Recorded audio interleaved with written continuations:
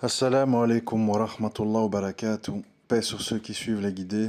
Paix et bénédiction sur le prophète sallallahu alayhi wa sallam, sur ses compagnons, ses amis, sa famille, ainsi que sur tous ceux qui le suivront de bonne foi jusqu'au jour du jugement. Aujourd'hui, j'aborde un sujet, sans doute un des plus compliqués que je vais devoir aborder. Donc, certainement qu'il y aura des malentendus, parce que il suffit peut-être qu'on rate une phrase ou l'autre et on peut tirer des conclusions hâtives. Je le dis parce que j'ai l'habitude. Donc c'est vrai que ça demandera peut-être plus de concentration que d'habitude pour ceux qui suivent tous les audios, parce que ça va dans certaines profondeurs et dans certains concepts assez complexes que vous n'avez sans doute pas l'habitude d'entendre. Et je vais essayer de le formuler de la façon le plus claire possible. Alors, d'abord, il faut une introduction avant d'arriver au cœur du sujet. L'introduction, c'est le fait qu'il faudrait qu'on admette tous, vous, moi, tous ceux qui écoutent, que contrairement à ce qu'on pense, nous on pense en fait, il y a les gens normaux, c'est-à-dire voilà, les gens autour de vous, il y a les gens marginaux, les alcooliques, les toxicomanes, les gens sous antidépresseurs, etc. Puis il y a les fous, c'est-à-dire les gens dans les asiles. On estime aussi que les gens qui ne sont pas comme les gens qui nous entourent sont des gens qui ont des pathologies. Ils sont illuminés, sont paranoïaques, ils ont des phobies, sont bipolaires, etc., etc. Ça, c'est le modèle qu'on s'est tous mis en tête pour nous rassurer. Parce que tout le monde veut être rassuré qu'il fait partie des gens normaux. Et alors on désigne du doigt les autres. Un tel c'est un tox, un tel c'est un SDF, un tel c'est un fou, un tel c'est un, je sais pas moi, un tueur en série, bon, bref. Moi, je suis normal. Donc en fait, je suis bien. J'ai pas besoin j'ai pas besoin de remettre des choses en question. Pourquoi je dis ça? Parce que c'est le premier problème. Je vous l'ai souvent dit d'une façon un peu à gauche à droite comme ça, mélangée au reste du discours, mais si vous réfléchissez bien, le mode de vie moderne, qui est très différent du mode de vie des anciens, notamment du prophète sallam et de ses compagnons, est une source d'enfermement cérébral. Ce qui a des conséquences. Alors, c'est quoi l'enfermement cérébral? Comme je le disais encore aujourd'hui à un frère, vous ne vous en rendez sans doute pas compte. Moi, je m'en rends compte parce que je vis à la campagne. Mais la plupart d'entre vous n'ont jamais une vue dégagée sur la création d'Allah. Vous ne voyez pas de montagne, vous ne voyez pas de forêt, vous ne voyez pas de prairies, vous ne voyez pas d'animaux. Vous voyez des murs, des trams, des métros, des immeubles, des poteaux électriques, des lumières, des magasins, tout autour de vous. Donc, déjà, rien qu'avec ça, votre esprit est déjà dans un certain type d'enfermement. Et ça a des conséquences. Ensuite, il y a le mode de vie. Là, je viens de parler du cadre de vie, il y a le mode de vie.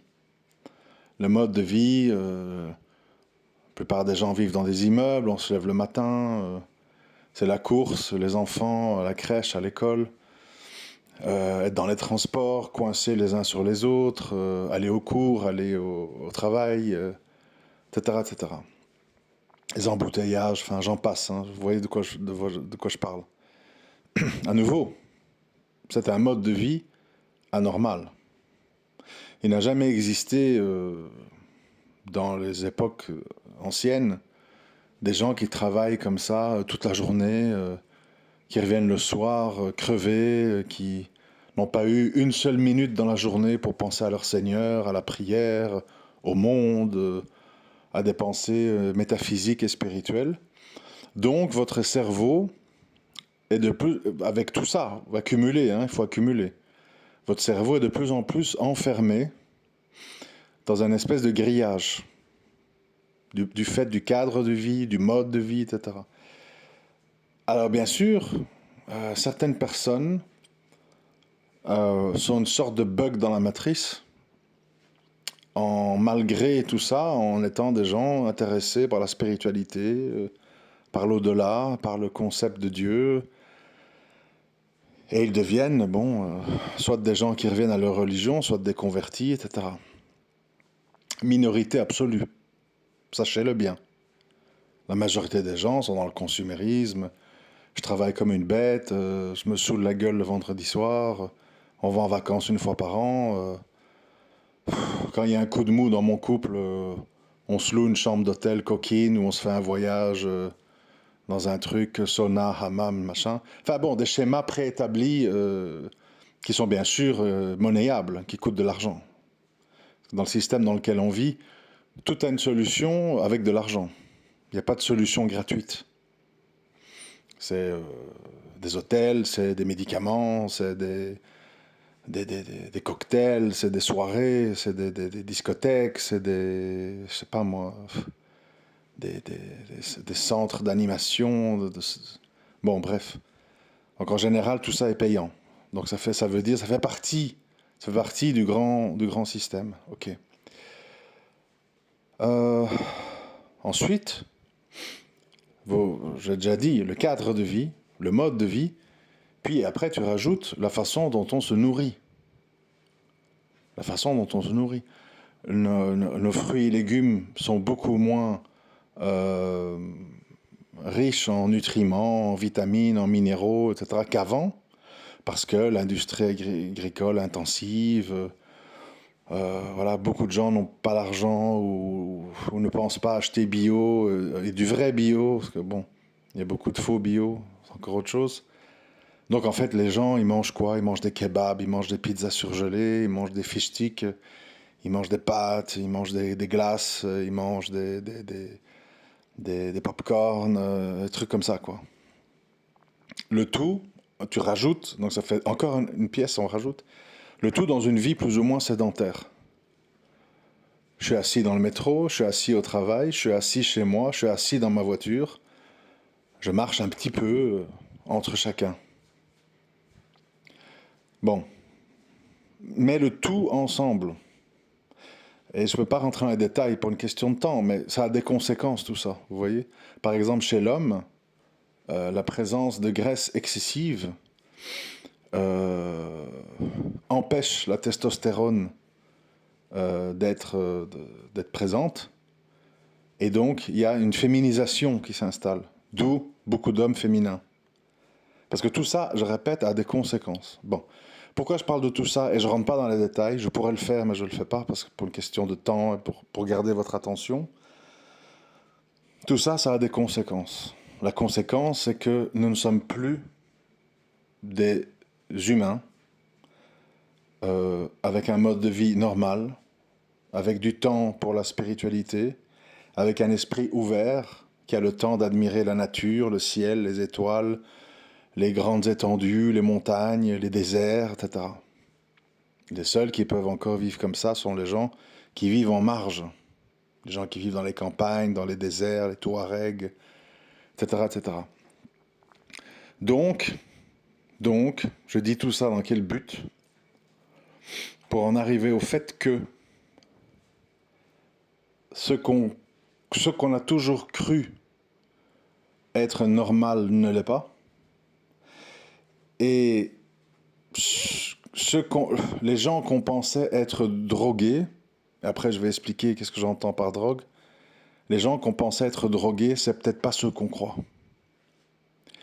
Parce que finalement, la drogue la plus puissante, la drogue la plus dure, la plus ancrée, celle où on est le plus addict, c'est notre quotidien, c'est nos habitudes. Qui sont des habitudes à tous les niveaux néfastes. Donc nous sommes des drogués. Il y a des gens, ça c'est la deuxième phase du discours maintenant, ça c'est la première chose, on prend plus ou moins 10 minutes d'introduction. Il y a des gens qui ont comment on appelle, une fitra, c'est-à-dire un instinct profond qui leur fait ressentir que tout ceci n'est pas normal. D'accord? ils sentent qu'il y a quelque chose qui ne va pas, dans comment ils vivent, comment ils mangent, comment tout. Et ils sont pas bien. Parce qu'ils sont dans un mode de vie anormal, à juste titre. Vous connaissez tous le dicton quelqu'un qui se sent bien dans un monde malade, c'est pas bon signe. Ben oui. Donc il y a des gens qui se sentent mal. Alors là, on rentre dans le cœur du discours. Il faut vous sentir mal. Il faut sentir qu'on mange mal, qu'on vit mal, qu'on réfléchit mal, qu'on réagit mal. Quelle que soit votre religion, parce que la foi, c'est autre chose. Vous voyez bien, la plupart des musulmans vivent en ville, dans le béton, dans les métros. Ils mangent des kebabs, ils boivent des Coca-Cola, ils sont avec leur iPhone, ils sont sur les réseaux, Snap, trucs. Donc ils sont dans le même enfermement que les non-musulmans, mental. Et donc il faut comprendre et admettre, très difficile, parce que les gens n'aiment pas, que les vrais drogués, les vrais malades, c'est en fait tous les gens qui acceptent tout ça. Et qui s'y conforment, et qui y sont bien, et qui rigolent. Ceux qui sont un peu plus sains, qui sont pas totalement contaminés par cette drogue, ce sont en fait les gens qui se sentent mal. Alors, le problème, quand on se sent mal, c'est que tout le monde ne sait pas qu'est-ce qu'il faut faire. Se sentir mal, c'est un constat. Selon moi, c'est un constat logique, si on est véritablement humain. Mais la question, c'est qu'est-ce qu'on fait? Alors, beaucoup de gens ne savent pas quoi faire. Donc, ils sont en dépression, parfois ils se suicident, sont dans l'alcoolisme, sont dans les drogues, héroïne, cocaïne, ecstasy, et j'en passe. Parce qu'en fait, ils veulent oublier leur mal-être. Le but des gens qui prennent de la drogue ou qui sont sous des médicaments, parce que, attention, ne nous y trompons pas, les médicaments, antidépresseurs et autres, ce sont des drogues. Et pour moi, ce qu'on peut qualifier de drogue, c'est en fait quelque chose qui vise à t'anesthésier, à te mettre dans un état léthargique. C'est-à-dire, c'est une forme de « je souffre, donc je ne veux plus souffrir », donc je m'administre, ou je bois, ou je fume, des choses qui vont m'empêcher de penser, m'empêcher de souffrir, m'empêcher de sentir que je vais mal dans ce monde soi-disant normal. Et une fois que vous faites ça, le monde anormal va vous qualifier de faible, drogué, toxicomane, inadapté, va te faire soigner, etc. Donc tu vivras une deuxième humiliation. Déjà, il y a l'humiliation de souffrir dans un monde anormal, et puis il y aura l'humiliation d'être jugé par ce monde anormal en tant qu'être indésirable qui n'est pas comme eux. Ce qui va renforcer ton mal-être. Bref, je ne vais pas entrer dans la psychologie trop profonde. Après, il y a ce que j'appelle une troisième voie, qui est la voie de trouver des techniques pour casser les barrières de ton esprit, qui ont été forgées patiemment par le système. Je ne vais pas réexpliquer ce que j'ai dit au début. C'est-à-dire, d'abord, prise de conscience de l'enfermement de ton esprit. Deuxième chose, c'est que faire pour revenir à ta nature première, c'est-à-dire une nature libre, qui admire, qui est dans la métaphysique, dans la spiritualité, etc., etc. Alors, certains, peut-être des gens très, très, très spirituels, j'en ai pas rencontré beaucoup dans ma vie. J'ai rencontré beaucoup de techniciens, beaucoup de donneurs de leçons, beaucoup de juges, mais j'ai pas rencontré beaucoup de gens très spirituels. J'en ai rencontré, mais très peu. Arrivent en fait à complètement s'extraire, à retrouver leur âme d'enfant, leur fitra profonde, et sont qualifiés par l'humanité de illuminés, il vit en dehors des réalités.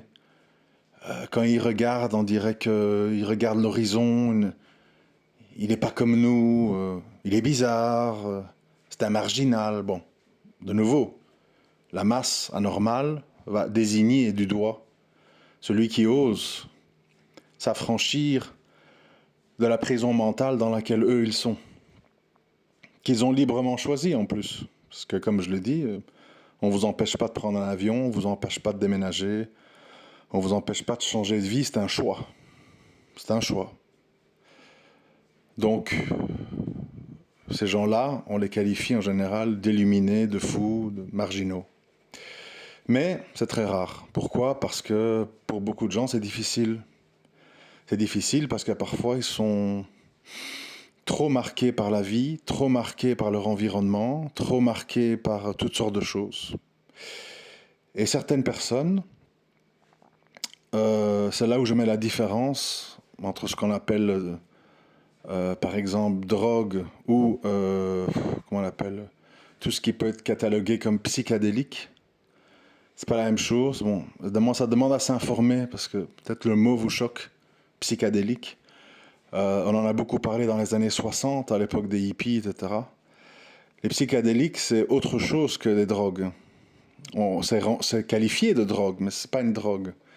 Les psychédéliques sont en fait bon, de ce que j'en sais en tout cas, c'est des molécules présentes dans des champignons de toutes sortes, hein, ergots de blé et autres, hein, je ne connais pas tous les détails, qui développent donc des molécules qui portent des noms divers et variés, qui quand elles sont consommées en très faible quantité, provoquent tout un changement cérébral, une autre vision de la vie, une autre façon de réagir, on se repose des questions existentielles, etc., sans qu'il y ait spécialement la question de l'accoutumance et des drogues dures, hein, qui sont très avilissantes, qui en général soit vous rendent un légume, ou soit vous rendent fou furieux à sauter dans tous les sens, comme la cocaïne, vous vous sentez tout puissant, moi, etc.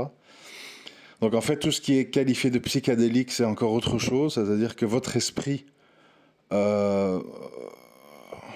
revient, quand on lit les témoignages en tout cas, hein, ce que j'ai fait, j'ai un petit peu parcouru, revient à des raisonnements beaucoup plus spirituels, détachés de toute une série de contraintes et de tout ce que j'ai évoqué. Alors la question que moi je me pose, c'est une question ouverte, c'est que les croyants spirituels, je pense qu'en fait ce sont les gens qui sont les seuls gens qui sont véritablement normaux. C'est-à-dire qu'ils sont, voilà, ils sont dans le partage de tout, ils sont dans des dhikr pendant des heures, pris le dernier tiers de la nuit, ils peuvent pleurer quand ils récitent le Coran, enfin des choses, voilà, qui sont très proches de ce qu'on peut lire de certains compagnons, hein. Donc, islamiquement parlant, ce sont les gens les plus normaux, alors qu'on pense qu'ils sont illuminés, fous, etc.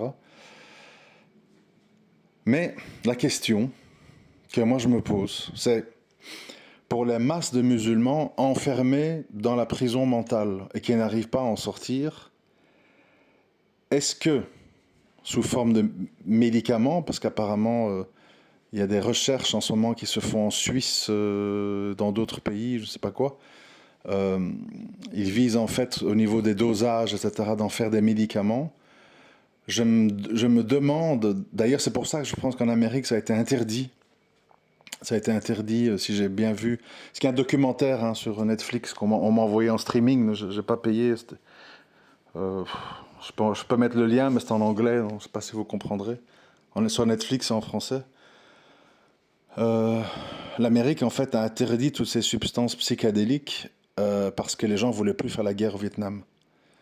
Et les jeunes ne voulaient plus partir, ils voulaient la paix, ils trouvaient que c'était une guerre absurde, de tuer des inconnus là-bas qui leur ont rien fait, etc.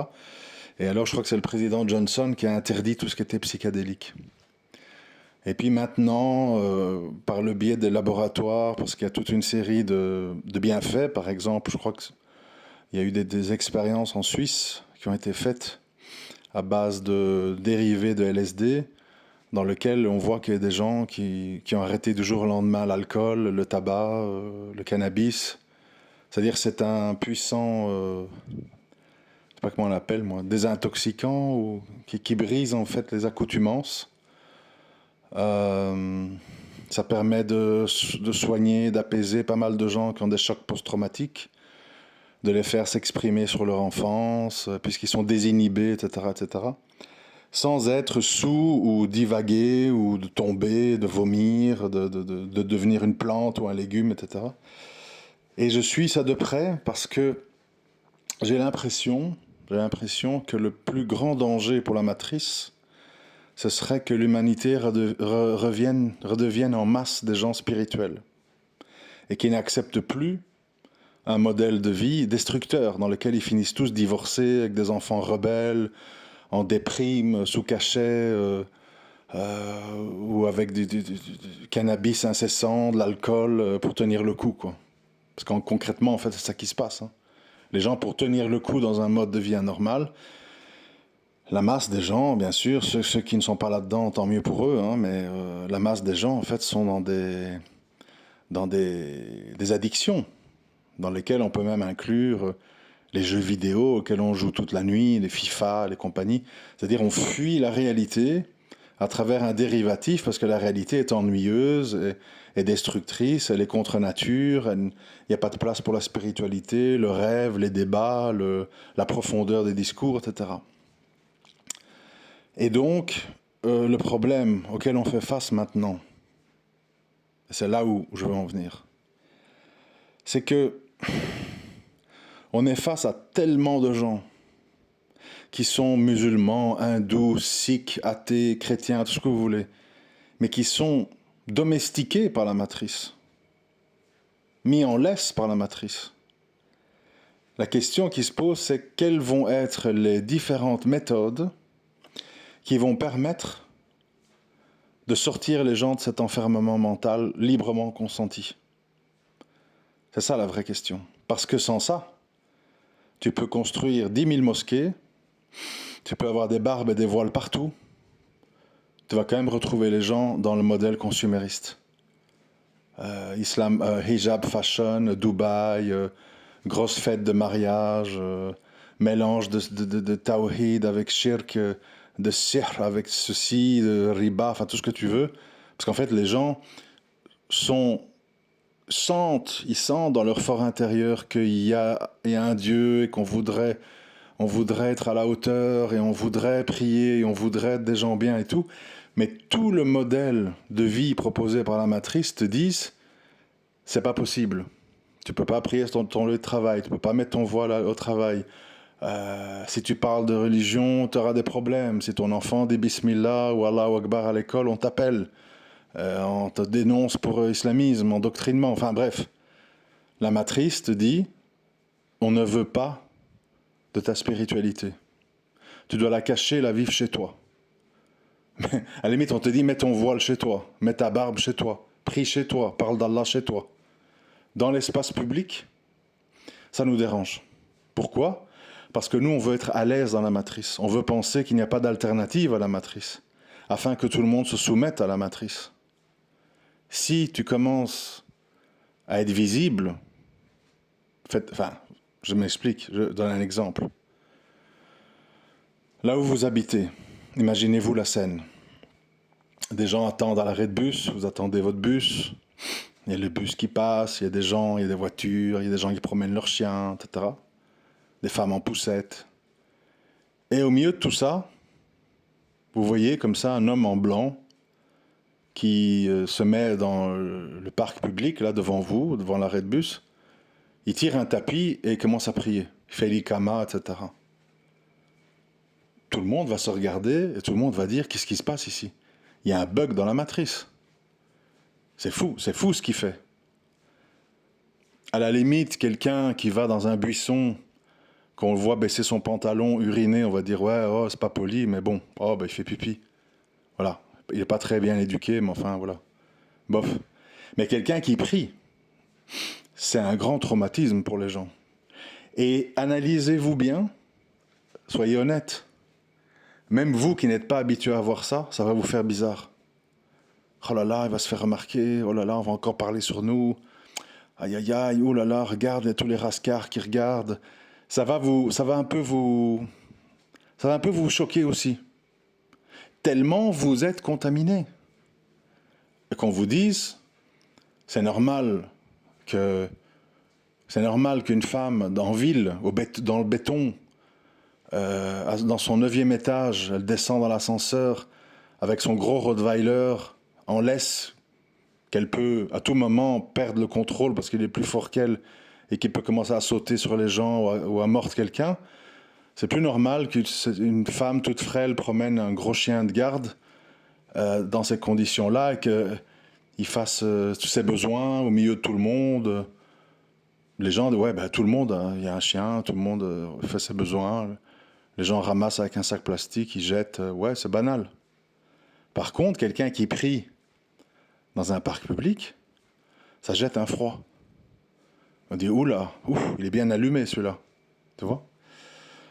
Donc je vous dis ça pourquoi ? Parce que je veux vous faire comprendre et je veux vous faire admettre que nous sommes dans une société anti-spirituelle, anti-métaphysique, qui est pour l'enfermement psychologique des gens, même si vous êtes musulman.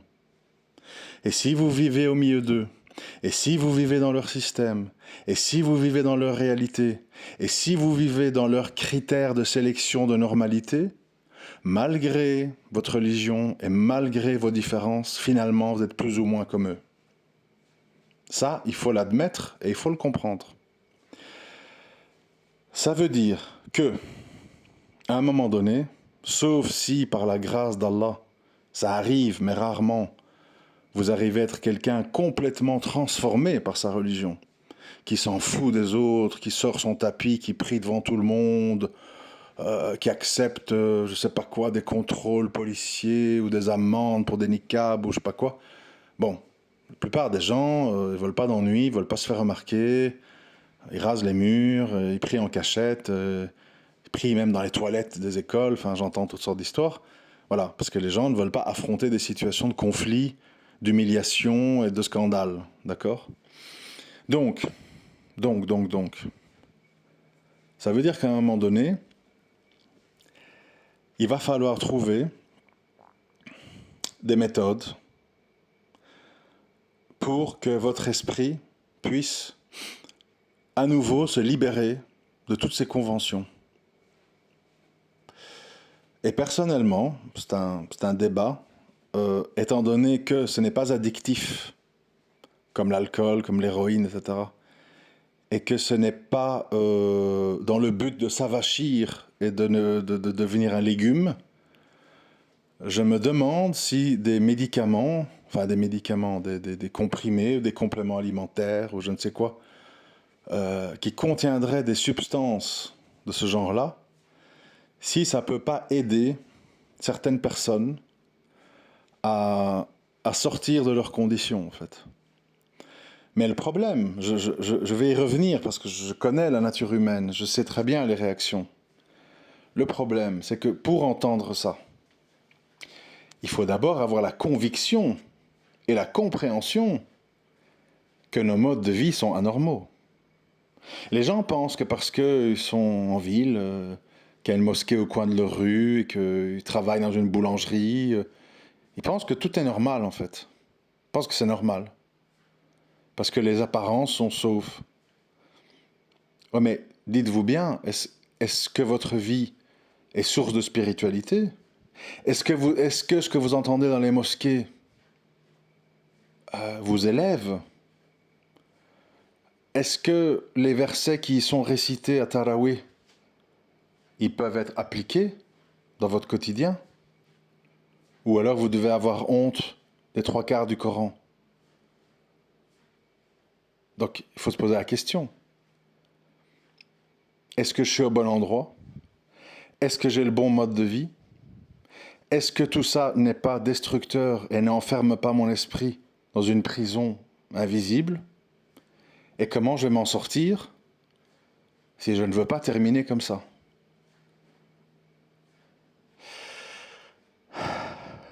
Mais tout ça demande une prise de conscience et une acceptation de sa condition. Et personnellement, je me demande, si toute une série de problèmes qu'on a, vous les connaissez, difficulté à se marier, difficulté à rester marié, euh, comment on appelle, blocage mentaux à l'idée de vivre ailleurs que dans son microcosmos, même dans le même pays, mais qu'on dit simplement, est-ce que tu peux quitter l'île pour aller habiter avec des chèvres et des moutons dans les campagnes autour de Carcassonne? Ça paraît inenvisageable pour les 3/4 des musulmans. Il faut savoir ça. Ça veut dire en fait que les musulmans sont devenus des prisonniers qui ferment leurs cellules eux-mêmes et qui nettoient leur prison et qui aiment leur prison et qui ne s'imaginent pas vivre en dehors de la prison. En dehors, il y a la mer, il y a des tornades, il y a la montagne, il fait froid, il y a la pluie. La prison, assuré.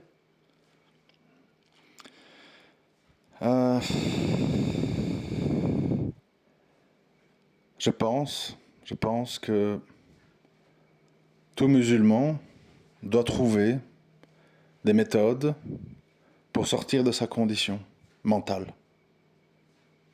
Sans quoi, sans religion, n'est que un vernis, n'est que quelque chose de très superficiel, où dans le fond, il est un rouage de la matrice. Et la problématique, c'est que beaucoup de gens le sont, mais refusent de l'admettre et de s'en rendre compte. Et comme on dit, tu ne peux pas forcer quelqu'un de malade à se soigner. Moi, je pense que beaucoup d'entre nous ont besoin de soins, ont besoin de médicaments. Déjà, ne parlons même pas de psychique, parlons de des besoins primaires. Les gens ont des carences terribles dans des choses qu'on vend sous forme de compléments alimentaires. Les gens manquent d'oméga 3, les gens manquent de testostérone, les gens manquent de zinc, les gens manquent de magnésium, les gens manquent de DHA, les gens manquent d'acétylcystéine qu'on appelle NAC. Les gens sont souvent en surpoids. Ça a plein de conséquences sur leur santé, sur leur mobilité, etc., etc. Et le problème, c'est que on est physiquement et mentalement atteint, malade, et ça va demander, au point où nous en sommes, ça va demander des soins thérapeutiques. Pour beaucoup de gens, les soins théoriques, religieux, ne suffiront pas en fait. Parce que, à la limite, quelqu'un peut adhérer théoriquement, par la tête. Ah oui, c'est vrai, ah oui, Allah a dit, Naam, mashallah, sahil, parole d'Allah, sadakallah al-azim. Oui, mais je reste en surpoids, et je reste immariable, et je reste dans les villes, et je reste avec mon esprit emmuré, même si ma bouche dit tout ça. Et selon moi, avant les grands moments de la suite de la communauté musulmane, il faut que les meilleurs d'entre vous se reprennent en main en fait. Reprennent le contrôle de leur corps, de leur poids, de leur cerveau, de leur façon de réfléchir, de leur façon de réagir, et commencent à réaliser en fait que peut-être leur vie fait d'eux véritablement des drogués. Drogués au téléphone, drogués à la routine, drogués aux mauvaises fréquentations, drogués à un modèle de vie absurde, fou. Savez-vous que tous les matins, sur le périphérique à Paris, il y a des gens qui mettent 1h30 pour arriver à leur travail et 1h30 pour rentrer chez eux? Est-ce que vous vous rendez compte du temps, de ce temps qui est tellement précieux? Chaque seconde que je vous parle nous rapproche tous de la tombe, d'un moment à l'autre. Et nous, on leur livre toute notre vie, tout notre temps, en échange de quelques billets qu'on va donner à notre propriétaire, à Leader Price, à SFR, un vendeur de chaussures ou je sais pas quoi. Subhanallah. Et le comble, c'est que tout le monde trouve ça normal. Et les gens vont dire, ouais, mais quoi, qu'est-ce que tu veux, il faut vivre, avec quoi tu viens, t'as perdu la tête, voilà. Il faut faire des efforts pour sortir de sa zone de confort mental. Il faut réfléchir. À l'époque là, de 60-68 en Amérique, avec la guerre du Vietnam et tous ces jeunes qui prenaient des produits psychédéliques, et je rappelle qu'ils ne sont pas, c'est pas dans la même catégorie que héroïne, coke et compagnie. C'est-à-dire qu'il n'y a pas d'addiction et c'est pas source d'immobilisme, quoi, ou de folie, ou de séquelles physiques, etc. En fait, les gens, ça leur a changé la perception de beaucoup de choses.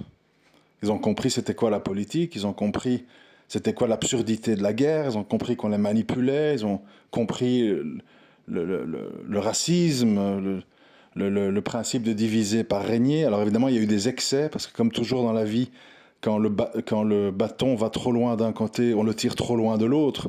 Donc il y a eu des excès, paix et amour, on s'aime tous, échangisme, voilà, des excès. Mais il y a un fond. C'est-à-dire, bon, moi j'ai connu ça dans ma famille, entre mes parents et mes grands-parents.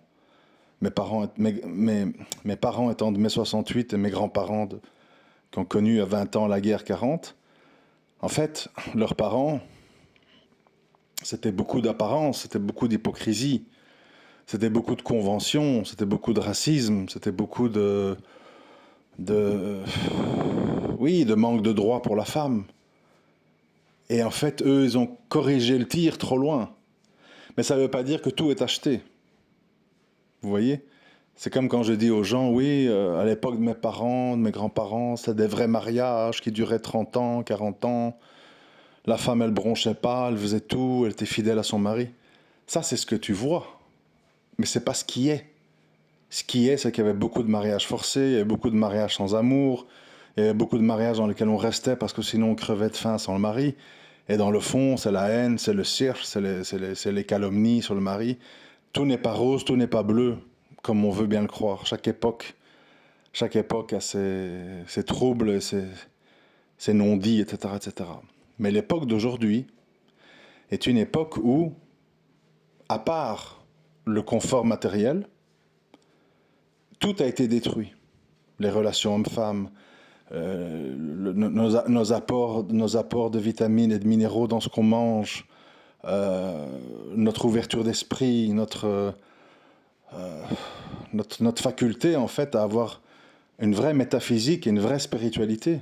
Tout ça a été détruit. Et c'est pas en allant dans des mosquées en béton et puis dans des tours en béton au milieu de vendeurs de shit, et de flics, et de bruit, et de pollution, que vous allez pouvoir retrouver une métaphysique, une spiritualité. Vous allez lutter comme un saumon qui remonte la rivière pour prier au milieu de ce bazar et essayer d'être plus ou moins musulman, islamique. Mais ça va être très difficile, très incomplet et très frustrant parce que c'est pas assez, parce que c'est pas authentique. Et je sais pas. Il va falloir retrouver une spiritualité, retrouver une métaphysique, retrouver une ouverture d'esprit, une profondeur d'esprit, par toute une série de choses. Beaucoup de dhikr, vivre dans un autre cadre, retrouver des vraies valeurs, avoir d'autres fréquentations, avoir d'autres idéaux, arrêter la course aux richesses, etc., etc. Et pour certains, sans doute, oui, se faire aider par des médications bonnes, pas des médications. Actuellement, tous les antidépresseurs, c'est tous des trucs qui rendent soit euphoriques et bêtes, soit des légumes. Tout ce qui est Xanax, Prozac et autres qui se vendent par millions, ou toutes les bouteilles de vin qui sont sur toutes les tables un peu partout. C'est pas ça dont moi je parle. Je parle de choses qui aident à ouvrir l'esprit, qui aide à réfléchir à des choses profondes et à revenir à des jugements et des perceptions beaucoup plus fines et beaucoup plus humaines des choses. Mais le premier pas, c'est d'analyser votre vie et de vous dire, est-ce que ma vie, comment je vis, où je vis, avec qui je vis, dans quel cadre je vis, est-ce que je sais devenir quelqu'un de spirituel dans cette situation-là? Est-ce que c'est pas moi la véritable personne qui est droguée à l'urbanisme, au conformisme est-ce que c'est pas moi la personne malade? Est-ce que c'est pas moi qui suis peut-être plus drogué qu'un drogué? Puisqu'en plus, moi, le drogué, ben, il sait qu'il est drogué. Il peut en sortir s'il arrête, etc. Mais moi, je trouve ça bien. Tous les prédicateurs m'appuient. Personne ne me dit de bouger de là. Au contraire, on me dit de donner de l'argent pour construire des mosquées au milieu de tout ça. Et finalement, qui est malade en fait? Qui est vraiment malade et qui doit soigner? C'est ça la vraie question. Et ça demande une introspection très forte et je sais pas, il faut... C'est à chacun de voir, mais en tout cas, moi je soulève le problème. Je soulève le problème. Parce que certainement que c'est la source de beaucoup de nos soucis, sans qu'on s'en rende compte. Assalamu alaikum wa rahmatullahi wa barakatuh.